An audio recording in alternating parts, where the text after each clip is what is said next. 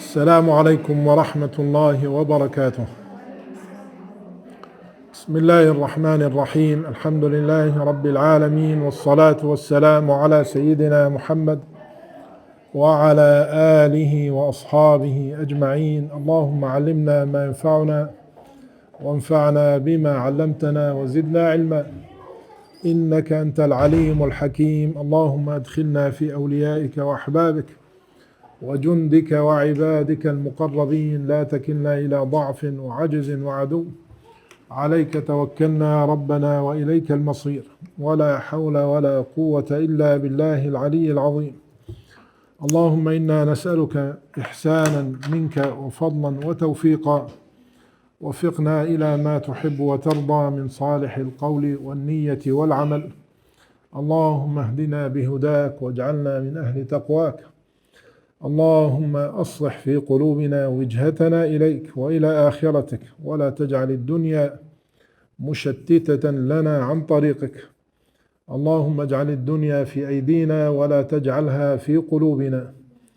اللهم يسر لنا الدنيا حتى لا ننشغل بها عن آخرتنا.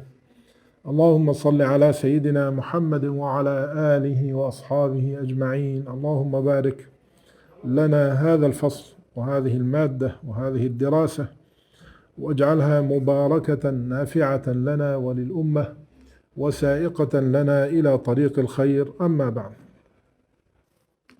بسم الله الرحمن الرحيم.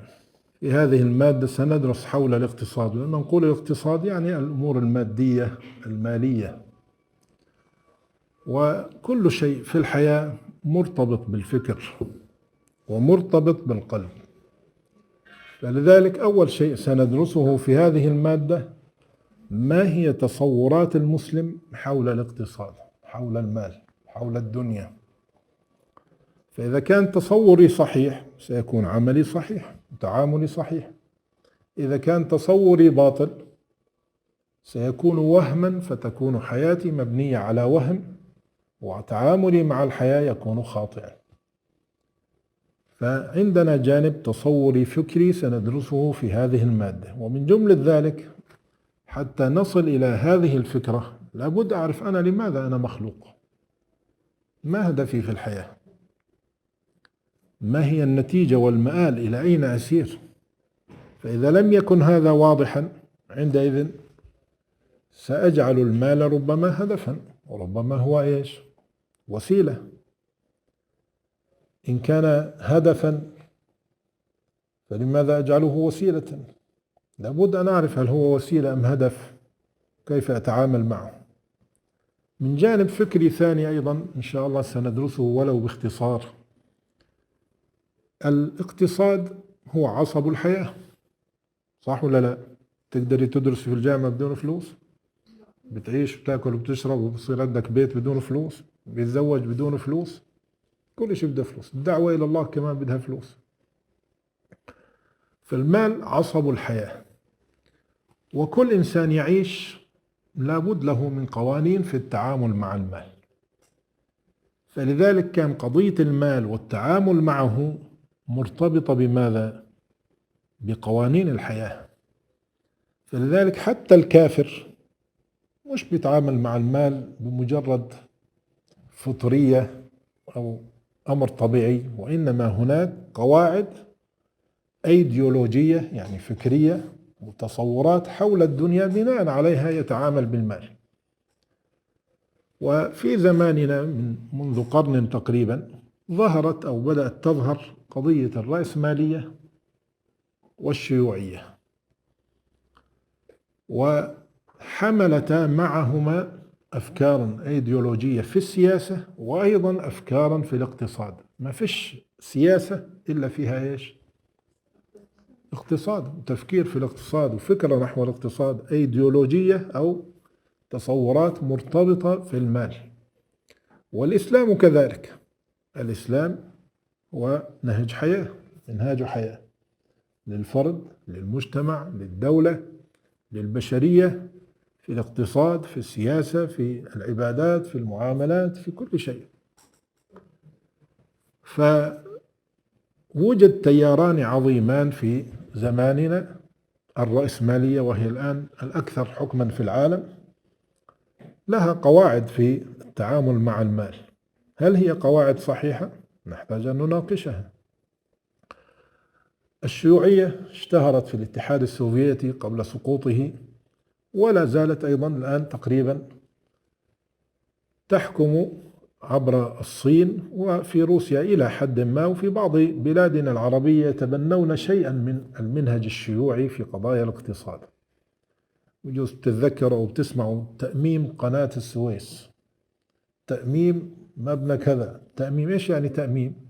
حولناه من ملكية شخصية إلى ملكية الدولة. هذا فكرة إيش؟ شيوعية.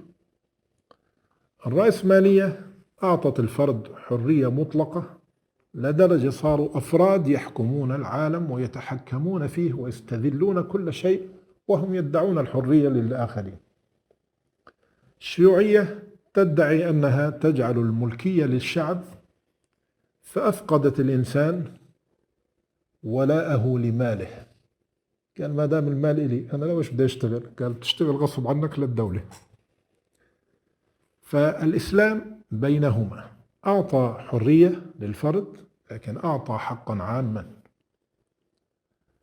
أعطى حق الملكية للفرد، لكن قد تتدخل الدولة وتجبره على شيء إذا كان تنافى مصلحته الخاصة مع مصلحة الدولة والأمة. لكن مش المال للأمة، بعدين أنا بقول والله أنا ما دام لا أملك، ماذا سيكون الدافع للإنجاز والعمل عندي؟ فإذا الشيوعية في نظريتها الاقتصادية تتنافى مع الفطرة، والرأسمالية في توحش الفرد فيها يتنافى أيضا مع مصلحة الأمة، وبيجعل بعض الناس من خلال المال يتحكم في السياسات ويتحكم في الشعوب. سنناقش مثل هذه المسائل إن شاء الله في المادة بشيء، لن نطيل في ذلك، لكن سنطلب منكم أن تقرأوا وتسمعوا بعض التسجيلات في هذا الأمر حتى يكون الفكرة واضحة عند الإنسان في هذا الاتجاه. فهذا أيضا جانب فكري نحتاجه في هذه المادة، أن نتصور كيف ننظر إلى الدنيا، كيف ننظر إلى المال، ما هو المنطق في ذلك، حتى نبني كل شيء بعد ذلك عليه، لأنه ينبني على المنطق العقلي الحال القلبي. أنا إذا شفت أسد صنم تمثال بخاف منه؟ تخافوا منه أنتم؟ تفضل. طيب لو شفت أسد حقيقي، إذا كان سرعتي 20 كيلو بالساعة بصير سرعتي 200 في الساعة بركب تيربو وبهرب، بصير في رعب في القلب بينبني عليه سلوك الهروب الهائل، صح ولا لا؟ كل شيء في القلب مبني على العقل. فإذا العقل أعطاني وهم، يعني مثلا بعض الناس كسول، كل ما يجي يدرس ما يحبش يدرس، فلو هو عارف حاله كسول بيحاول يعالج هذا بإيش؟ لأنه ينشط نفسه، يرفع حاله شوي، يرجع يشتغل، يلون أعمال حياته شوي في عبادة شوي دراسة، يحاول يعالج هذا الأمر. لكن لو هو حط براسه فكرة أنا مسحور، مش موجودة عندنا هاي الفكرة، هو مش مسحور، احنا بدنا نفترض انه مش مسحور، في ناس مسحورين، نفرض هو مش مسحور لكن خلص حط براسه هاي الفكرة، هذا علم ولا وهم؟ وهم. لما حط في راسه هذا الوهم، إذا كان بده يدرس 20% ببطل يدرس، كل ما يجي يدرس أنا مسحور أنا محسود إلى آخره. فالحال القلبي انبنى إما على علم وإما على وهم. فالآن الدنيا في تفاعل مع المال معين، لكن بناء على تصورات. هل هذه التصورات وهم أم هي علم؟ هي حقائق أم ضلال وفساد؟ جاءنا واحد قال لك أنا مفكر، وراح الدولة جبرتنا على أفكاره وسابت الدنيا كلها قائمة عليه وقال حرية. أنت أجبرتني على هذا الطريقة من الحكم والسياسة والاقتصاد وتقول لي حرية؟ الله يحق له أن يحكم في البشر وهو أعلم بالبشر. أما واحد يعمل حاله مفكر ويناقض مراد الله في هذه الأمور، كيف نتقبل هذا الأمر؟ لكن أيضا نناقش هل فعلا كلامه صحيح أم باطل. فلا بد من دراسة المناهج الاقتصادية أو المدارس الاقتصادية أو الطرق الاقتصادية الموجودة في العالم أو المذاهب الاقتصادية الموجودة في العالم. طبعا لا بد قبل ذلك أن نعرف ما هو الإصلاح، ما هو الاقتصاد، كلمة الإصلاح الاقتصادي ماذا نقصد بها. هذا في الجانب الفكري في هذه المسألة، وضمن ذلك سنتكلم عن حكم العمل في الإسلام. هل كوني أنا أشتغل للآخرة، هل أترك الدنيا أم هي سبب من الأسباب؟ كيف أنظر إليها من ناحية العمل؟ هل أهمل العمل لأنني من أهل الآخرة أم لا بد من العمل؟ لكن كيف أنظر إلى العمل وما هو حكمه؟ هل هو واجب؟ هل هو جائز؟ هل هو فرض؟ بعد ذلك ننتقل إلى الجانب الثاني من جوانب الإصلاح الاقتصادي. قلنا الجانب الأول إيش هو؟ جانب فكري بيأثر على إيش؟ على الحال القلبي. فالجانب الثاني قلبي، عواطف، إحساسات. مثل ما قلنا الأسد إيش اعتقدت فيه؟ لنفرض هو تمثال بس أنت فكرته طبيعي تهرب منه، فأثر على القلب بحال معين. فالفكر يصنع حالة قلبية. فما هي الحالة القلبية للمسلم تجاه المال، تجاه الدنيا، تجاه الاقتصاد، تجاه العمل؟ فهذا أمر أيضا لا بد أن ندرسه. فبعد أن ندرس الجانب الفكري ندرس الجانب القلبي. كيف يكون قلبي تجاه الدنيا؟ هل هو محب لها وطامع فيها أم زاهد فيها؟ هل زهده يمنعه من العمل والكسب أم يعمل ويكتسب ولكنه زاهد فيها؟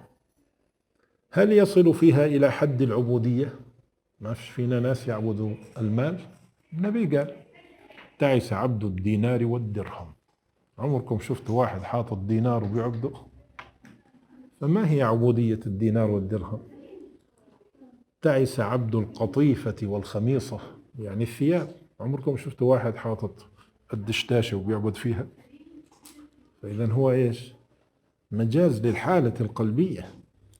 كيف تكون حالة الإنسان القلبية في التعامل مع الدنيا والمال؟ بعد ما عرفنا نظرة الإنسان إلى الإنسان، ما هدفي في الحياة، لماذا أنا موجود، نظرة الإنسان إلى الكون وما خلقه الله لنا فيه.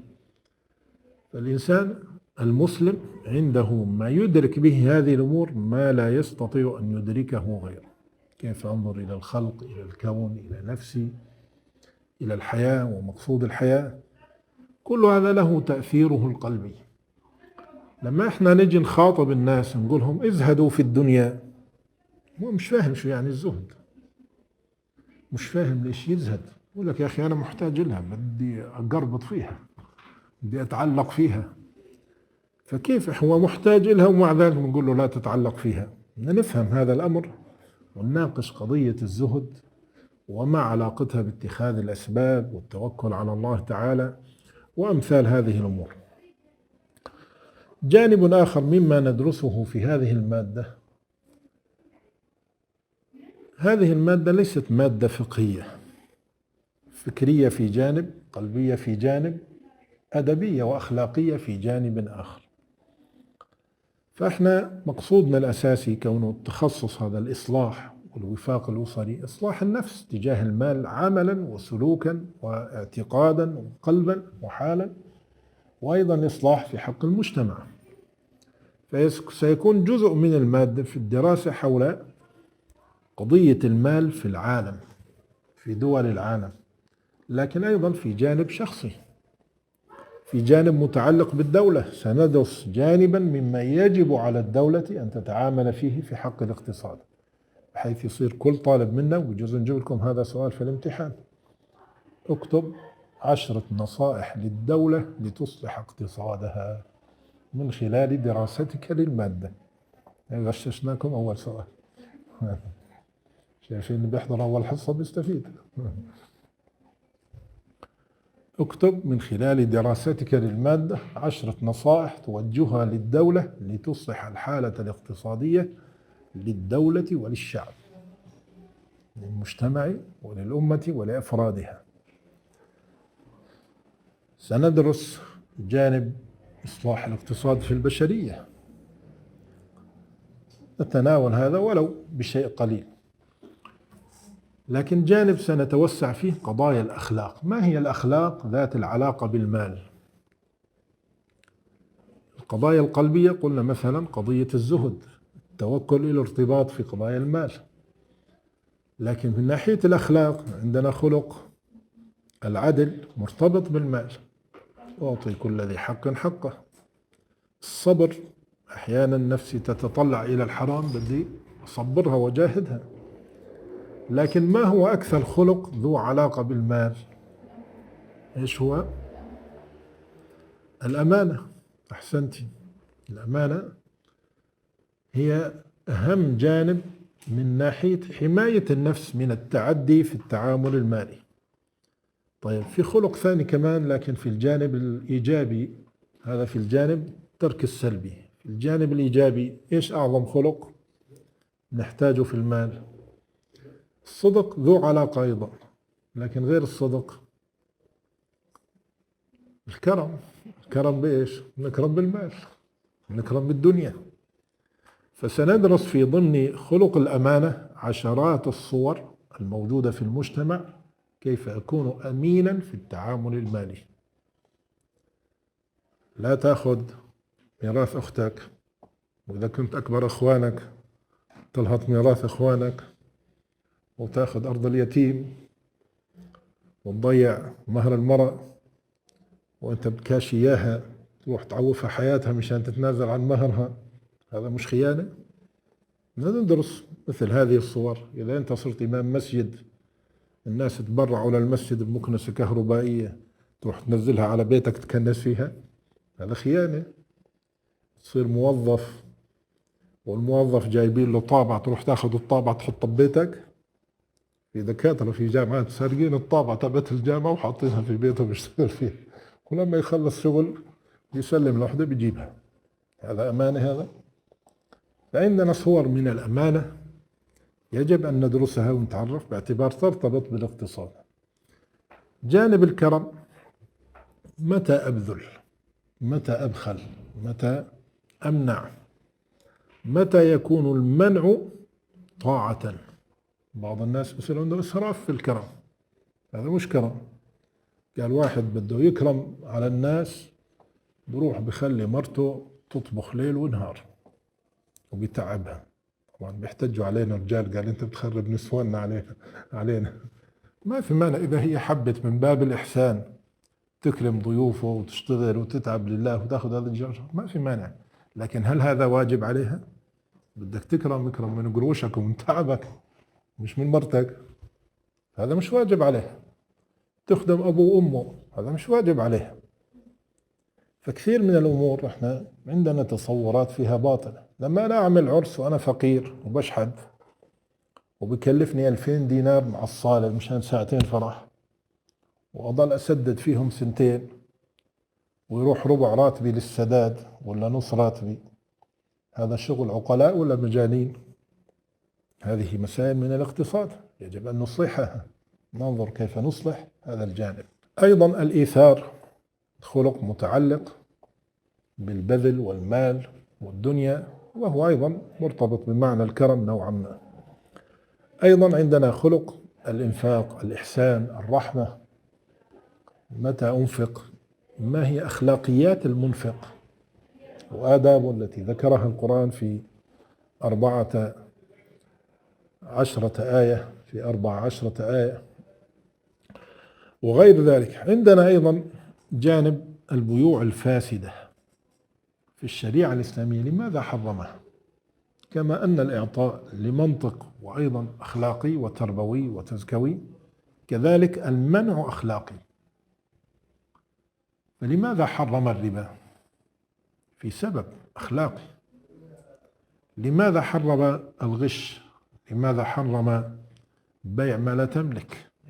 فالبيوع الفاسدة أيضا لها منطق أخلاقي، ولنا آداب في التعامل. هذا جانب الأخلاق، عندنا أخلاق ذات علاقة بالمال، عندنا آداب في التعامل المالي، أن أصدق، أن لا أغش، إلى غير ذلك. سنذكر 20 30 40 أدبا أو أكثر من آداب التعامل المالي، كلها دلنا عليها الله تعالى في كتابه وسنة رسوله صلى الله عليه وسلم. عندنا أخلاقيات ومسؤوليات للمسؤولين وللدولة وللحاكم، كيف يكون حتى يكون مصلحا في دولته وشعبه، كيف تكون أخلاقه، كيف تكون أيضا سلوكياته، تخطيطه في الدولة. كل هذا إن شاء الله سندرس منه تفصيلا أو إجمالا.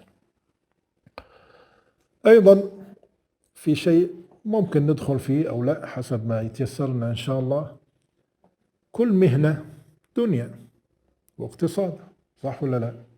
وكل مهنة لها أخلاقيات، وبجوز نكلفكم تكتبوا أبحاث في هذا الشأن، مش بحث كبير، ولو صفحة صفحتين 3. مهنة الدكتور أو الأستاذ ما هي أخلاقياتها؟ مهنة الطبيب ما هي أخلاقياتها؟ ما عم نحكي عن الأخلاقيات التي يحتاجها كل إنسان، وإنما الأخلاقيات التي تختص بمهنته. إذا كنت مخابرات شو أخلاقياتك؟ إذا كنت جندي شو أخلاقياتك؟ إذا كنت طباخ شو أخلاقياتك؟ كل واحد له أخلاقيات. الزوجة شو أخلاقياتها؟ الزوج شو أخلاقه؟ وإن كان هي مش مهنة يعني، لكن كمثال أيضا. فالجانب الدنيوي مرتبط بالأخلاق في كل شيء، فأنت كتلة أخلاق، يجب أن نكون كتلة أخلاق، حيثما وقعت وحيثما وقفت وحيثما عملت تكون لك أخلاقيات رائعة وعالية. فربما ندرس أو نحاول أن نكتب أبحاث في هذا الجانب أيضا. عندنا جانب آخر سندرسه في هذه المادة، غير الآداب، غير الأخلاق، غير القلب، غير الفكر، الجانب المرتبط بالفقه، التكاليف الشرعية في التعامل مع المال. لكن هنا لن نفصل الأمر بطريقة فقهية نأخذ خلاصة عنه، لكن نربطه بالجانب التربوي، بالجانب الإصلاحي. والتربية هي الإصلاح، نفس المعنى. التزكية هي إصلاح. فنربط بين هذه التكاليف وبين حالة الإصلاح، حالة الأخلاق، حالة التزكية. يعني الزكاة مثلا تكليف شرعي في المال، ندرس عنه. الوقف أمر مشروع في الشريعة، ما هي أخلاقياته؟ نأخذ تصور عنه مختصر باعتباره مرتبط بالإصلاح الاقتصادي. الآن الوقف لا أحد يحب أن يوقف، لكن عندنا أوقاف ورثناها من زمان، لكن سوء إدارتها جعلها بلا نفع. بينما كانت الدولة الإسلامية عبر التاريخ تنظر إلى أن الناس أغنى من الدولة، هذا صحيح، الناس الشعب أغنى من الدولة. فأنا بدل ما أحط ميزانية وتصير صغيرة وضعيفة على التعليم، كان التعليم كله من الوقف. هذا ملياردير بيعمل لك وقف المليار لطلاب العلم، مش طلاب العلم بس، والتربية أيضا في محاضن تربوية. هذا اليوم احنا بندور عليه ما بنلاقيه. المساجد من الوقف، أئمة المساجد ورواتبهم من الوقف، المؤذنين، القضاة، المفتين، كله من الوقف. حتى المسافرين والفنادق اللي على الطريق أكثرها وقف، حتى الحيوانات لها وقف. إذا في جانب رائع جدا في الإصلاح مرتبط بالوقف. إذا وجد الوقف وأحسنت إدارته الناس بتصير تحب تعطي وقف، تقدم وقف، وهذا الوقف سيكون له أثر في الإصلاح لحالة المجتمع ولكثير من أفراده. هذا بيدرسوه طلابنا عادة، مادة الوقف في الماجستير مادة كاملة، لكن احنا نأخذ جانبا منها ونربطه بالجانب الإصلاحي والأخلاقي والتربوي. إحياء الأراضي الموات أمر مشروع. بدل ما أنا أشتري أرض 30,000 أو 300,000 بلاقي أرض ببلاش وبعمر عليها. قديش توفر علي؟ توفر علي وظيفة 30 سنة، صح ولا لا؟ طب الله جعل لي الأرض ببلاش، أنا ليش أشتري منك؟ تستعبدني أنت؟ وتغلى الأراضي بسبب هذا، بسبب منع إحياء الأرض الموات. إحياء الأرض الموات ممكن أنا أبني فيها دار، ممكن أزرع، ممكن أستخرج ماء، بئر ولا عين، ممكن أفتح مصنع. طيب هذا لو طبقناه في مجتمعنا وحثينا عليه كم يعالج من نسبة الفقر؟ هذا بحث مطلوب من بعضكم يسووه.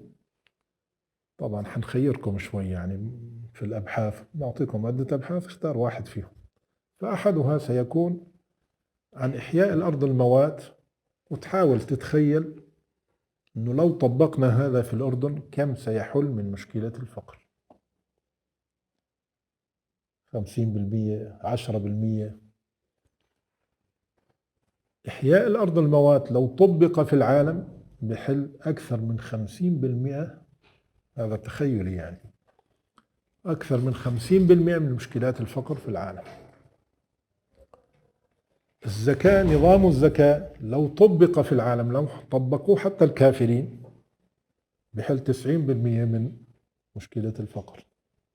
حتى عندنا في الأردن اللي احنا بنعتبر بلدنا فقير بالنسبة لغيرنا، لو أغنيائنا طبقوا الزكاة وكل الناس طبقوا الزكاة ممن يجب عليه الزكاة، بتصير نسبة الفقر في الأردن 0. تتعجبوا من هذا الموضوع، مش 90%، 100% بتنحل. لكن احنا بخلة، احنا ما بنزكي، أكثرنا ما بزكي. مين اللي بزكي؟ اللي زيه وزيك، اللي معه 3-4 آلاف دينار. أما اللي معه 3 مليارات و3 ملايين بزكيش. ف95% ممن يجب عليهم الزكاة يزكون، لكن أثرها إيش؟ 5%، 3%. و95% من المال الذي يجب أن يزكى لا يزكيه أصحابه، لذلك مش شايفين أثر. هم بيجوش 5% من المجتمع، لكن بإيدهم 95% من المال، صح ولا لا؟ هذه المسائل بحاجة إحنا ندرسها ونحاول نحسبها، لنرى قضية أنه قوانين الإسلام مثل إحياء الأرض الموات الذي ورد في 5 كلمات من حديث النبي صلى الله عليه وسلم، أو الوقف الذي ورد في سطر واحد 10 كلمات 15 كلمة، هذا تشريع اقتصادي يصلح البشرية كلها. شوفوا ما أعظم ديننا وإحنا مش مدركين عظمة هذا الدين. إدراكنا لمفاهيم الاقتصاد، بعضهم يقول لك ما فيش شيء اسمه اقتصاد إسلامي، مشايخ بيقولوا هذا، لكن هو سطر لكن يصلح البشرية كلها. سطر، نصف سطر بيقول لك وما أنفقتم من شيء فهو يخلفه، هذا في القرآن، وفي السنة ما نقصت صدقة من مال. هذا قانون اقتصادي، قانون اقتصادي رباني وأيضا بشري واقعي، يعني حتى لو طبقوه الكفار ينطبق عليهم ويصلح حالهم الاقتصادي. الشغلة مش انك تلاقي مجلد في الكتاب والسنة حتى تقول في اقتصاد، ممكن تجمع صفحتين لكنها تصلح البشرية كلها. شوف كيف دينك عظيم جدا، كل مسألة تكلم عنها ولو باختصار لها أثر كبير في صلاح المجتمع وصلاح المعاملة وصلاح البشرية أيضا. قضية الإنفاق على الأقارب والزوجة لن نتوسع في هذا، لأنه في مادة خاصة اسمها الحياة الزوجية، وربما نفصل في هذه الأمور هناك، لكن نعطي فكرة عن هذا الموضوع ونركز في هذه المادة على جانب يتعلق بالمشكلات الموجودة في المجتمع المرتبطة بالمال. يعني أشياء إلها علاقة بالمال تسبب مشكلات. زوج لكن مش عم ينفق على مرته، مش قادر، في مشكلة بتصير ممكن تؤدي للطلاق. طب في زوج قادر ينفق لكن بخيل، وكمان بيؤدي مشكلة. فإيش هي المشكلات التي تترتب على الإخلال في التعامل مع المال؟ بدنا ندرسها، وأيضا بدنا أفكاركم معنا باعتبار هذه المادة أول مرة تدرس. بدنا أيضا أنتم تزودونا بأفكار حتى ننمي هذه المادة وتكون بشكل أفضل. قضية البطالة ما بتؤدي إلى جرائم، ما بتؤدي إلى مرضى نفسانيين أحيانا. طب ندرس هذه القضية ومدى أثرها، كيف نصلحها، كيف نقترح على الدولة إصلاحها. الدولة مثلا مثل الأردن الآن، ألا تستطيع الدولة أن تقرر فتح مدينة جديدة؟ مش في زحمة في عمان، طريق اللي بده 10 دقائق بياخذ منا 40 دقيقة.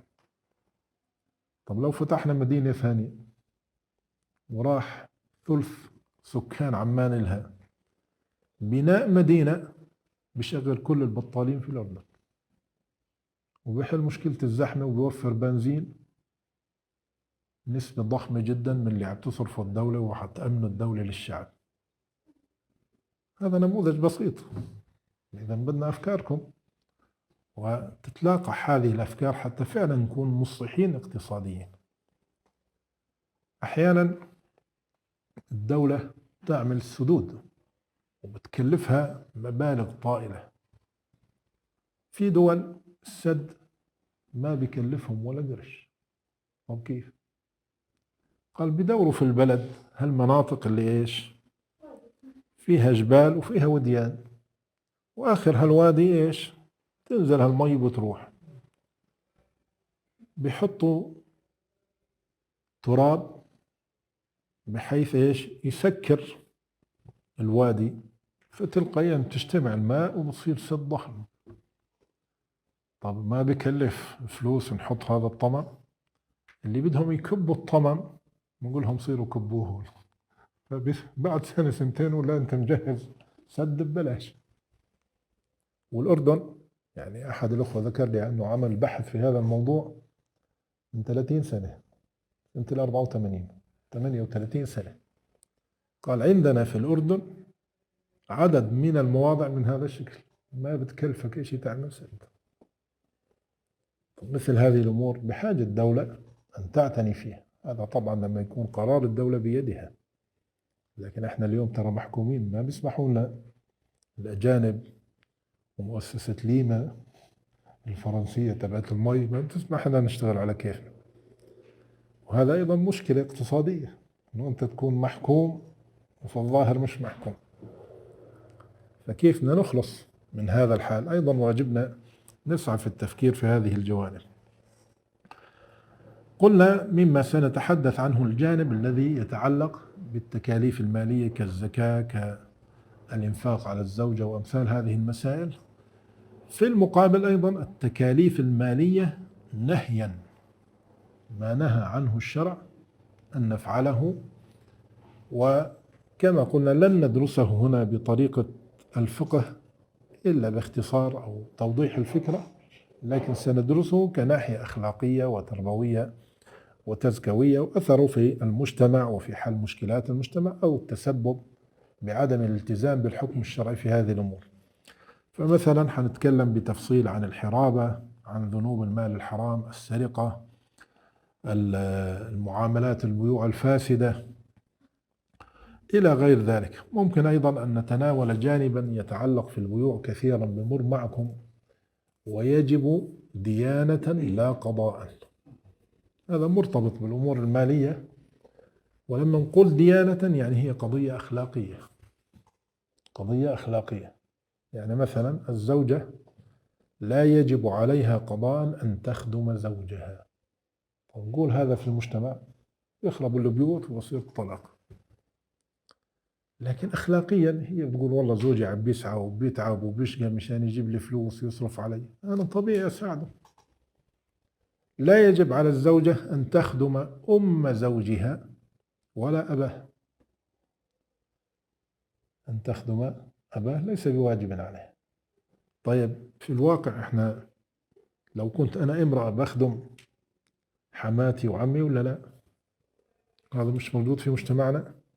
ما عندنا شيء اسمه ثواب وشيء اسمه إحسان وأجر في الآخرة. ومثل ما أنا بخدمها اليوم يوما ما هي بتخدمني. في القضاء لا يجب على الزوجة أن ترضى بأن تعيش مع حماتها. طب هذا زوجي ما عندوش إلا أمه وما عندوش إخوة ولا أخوات، وين يرمي أمه يعني؟ قال بيستأجر لها بيت لحالها وبيروح بيخدمها وخلينا أنا هون. طب شو المانع تعيشوا مع بعض ببيت واحد وإلك حريتك الكاملة وبتخدميها وبتخدمك وبتتعاونوا مع بعض وتعيشوا مبسوطات. يعني إذا بدكم بدلكم على نسوان عاشوا مع حمواتهم، ماتت الحماة بيتمنوا لو إنه الحماة لساتها موجودة ويعيشوا معها، كانوا مبسوطات واستفادوا في الدين وفي الدنيا وفي كل شيء. فقضاء نقول لا يجب. لو هي أصرت قالت أنا ما بعيش مع حماتي، يجب عليه يفتح لها بيت منفصل.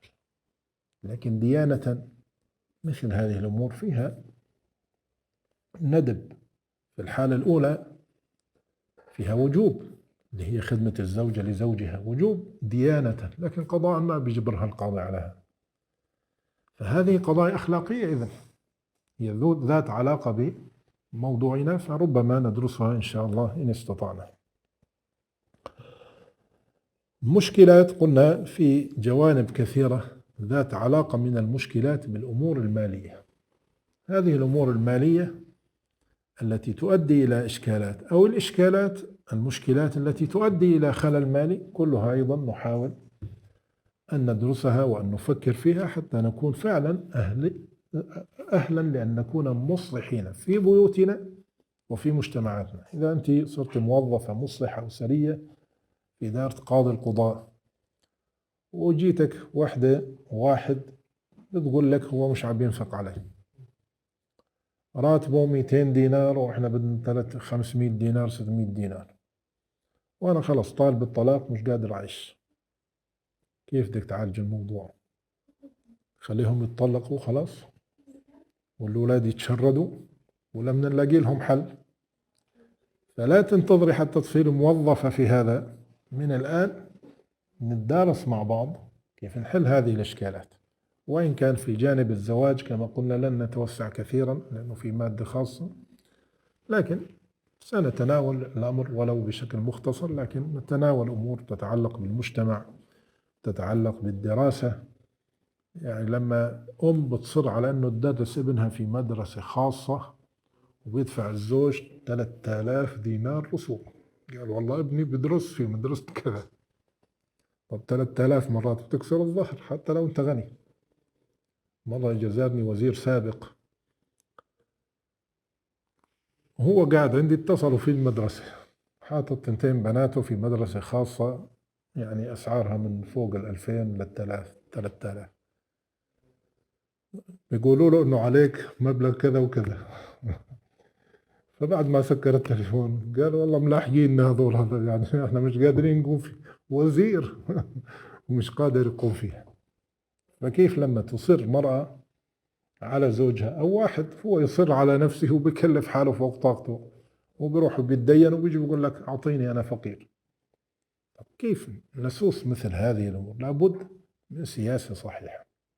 في الدرس القادم إن شاء الله نبدأ بتعريف الإصلاح الاقتصادي، ونبدأ بالجانب المتعلق بالفكر، كيف ننظر إلى الدنيا والمال، ثم نتابع في هذه المادة بإذن الله تعالى، ونسأل الله أن يجعلها مباركة إن شاء الله. سيكون في مجموعة واتس لهذه المادة ونخبركم بالأبحاث والأشياء التي تستمعونها، لكن حيكون تكليفات سريعة، يعني بجوز نعطيكم فقط أسبوعين مش من هون لنهاية الفصل، نستغل بداية الفصل بيكون في نشاط وبيكون في دراسة قليلة يعني. فبدنا اجتهاد وجد منكم أيضا. بالنسبة للمادة لسه لم تكتب بعد، لكن الحمد لله نكتبها إن شاء الله. إذا أنهينا كل ما ننهي واحدة بنبعث لكم إياها، وإن شاء الله نستطيع نكمل المادة كتابة وتطبع ككتاب خلال الفصل إن شاء الله تعالى. بدنا مثل ما قلنا اجتهاد من الجميع ومتابعة، ومثل هذه المادة لا تستطيع أن تحيط بكل المعنى المقصود منها، لذلك بدنا تكملوا ببعض القراءات منكم التي سنطلبها إن شاء الله تعالى، حتى يعني يكون عندنا تصور جيد ونكون إن شاء الله أهل لأن نكون مرشدين ومصلحين وأولياء إن شاء الله. أيضا إنك تكون مرشد بدون ما تكون ولي بينفعش، تستفيدش، فنكون أولياء ومرشدين إن شاء الله. وصلي اللهم على سيدنا محمد